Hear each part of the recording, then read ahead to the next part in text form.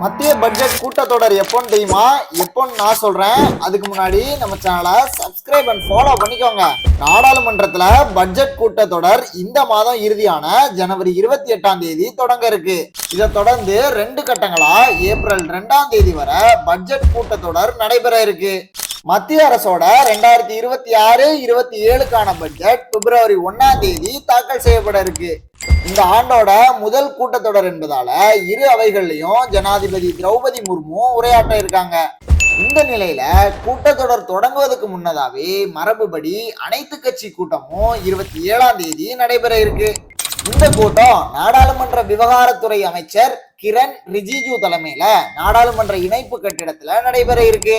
இதுல நாடாளுமன்ற கூட்டத்தொடரோட விவாதத்துக்கு வரவிருக்கும் முக்கிய பிரச்சனைகளும் சட்ட மசோதாக்களையும் அவைய சுமூகமா நடத்துவது குறித்து ஆலோசனை செய்வாங்க. இந்த தொகுப்பை கடைசியோட பார்த்ததுக்கு ரொம்ப நன்றி.